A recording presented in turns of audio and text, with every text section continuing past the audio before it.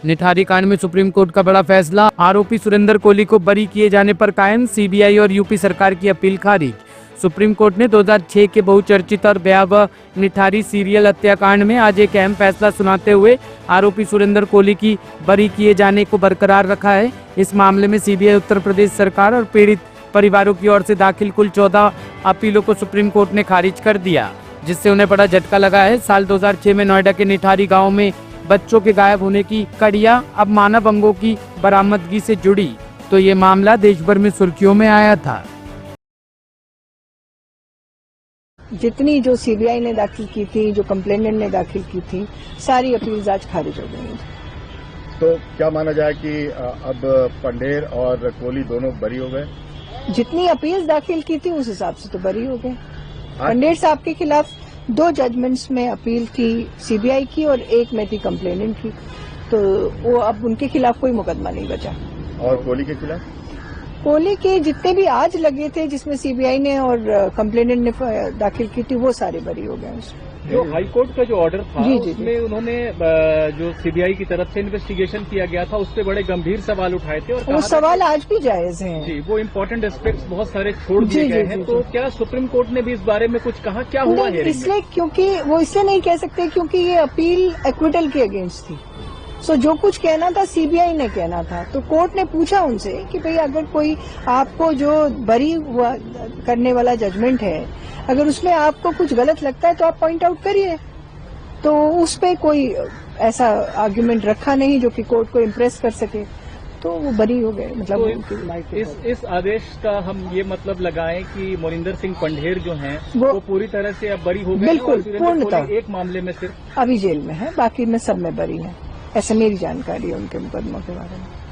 यानी जिस एक मामले में वो जेल में, उसमें सुप्रीम कोर्ट ने भी लाइफ सेंटेंस क्लियर किया था, तो यानी एक मामले में उसको लाइफ सेंटेंस वो एग्जिस्ट करता है, वो जेल में है, और बाकी जो मामले थे उनमें बरी हो गए। तो इसकी वजह क्या थी? क्या कोर्ट ने पाया कि इसको इसके पिटीशन? कोर्ट के पास वजह देने का कारण नहीं था ना, क्योंकि अपील सीबीआई की थी।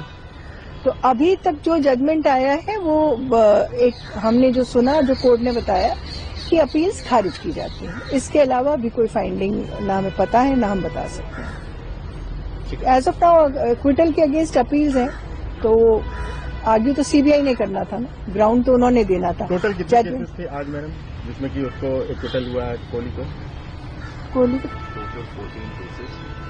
आई थिंक 13, हाँ टोटल आज 14 केस लगे थे, जिसमें से 13 मुकदमे कोहली के खिलाफ थे और पंडेर साहब के खिलाफ 3 थे, जिसमें से 2 सीबीआई की अपील थी, जो 3 हमारे खिलाफ थे, और 1 कंप्लेनेंट की थी पुरानी, और फादर जो अनिल हल्दर ने। तो यानी ये कहा जाए कि पंडेर अब पूरी तरह से मुक्त हो गए हैं, बरी हो गए हैं पूर्णतः। चलिए, आपके क्लाइंट क्योंकि पंडेर थे तो उनके बारे में पूछ लेते हैं। हाईकोर्ट की जो फाइंडिंग थी, जी, क्योंकि पंडेर पे सबसे बड़ी बात ये थी कि उनका घर था जिसको लोकेशन ऑफ क्राइम जिसको कहा गया, और उस हिसाब से उनका इन्वॉल्वमेंट माना गया कि वो कोहली के साथ शामिल रहे होंगे।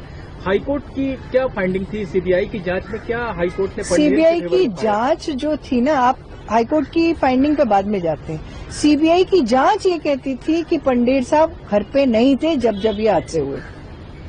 उनके पीछे ये सब अगर हुआ, कुछ भी हुआ या नहीं हुआ, पंडेर साहब उस दिन, उस वक्त, जिस वक्त ये कहना उनके कंप्लेनेंट के द्वारा कि इस समय हुआ, उस वक्त mister Pandher was not in, most of the times not even in Noida.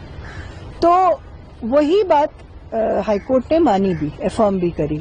पर हाईकोर्ट ने एक चीज और कही कि पहली बात, जितना भी क्लेम किया जा रहा है कि एविडेंस, कोई भी चीज घर के अंदर से कभी भी बरामद नहीं हुई। तो जो चीज उनके घर से बरामद ही नहीं हुई, वो उनके सर कैसे मढ़ी जा रही? पहली चीज। कोहली के पक्ष में क्या चीज गई थी? क्योंकि उन्होंने एडमिशन भी किया था कि वो कन्फेशन ही जायज नहीं माना गया। जो एडमिशन या कन्फेशन की आप बात कर रहे हैं, या कोई भी कह रहा है, उस कन्फेशन को ही चैलेंज किया गया था और वो कन्फेशन ही मान्य नहीं माना गया कोर्ट द्वारा। Bureau report, team top story news.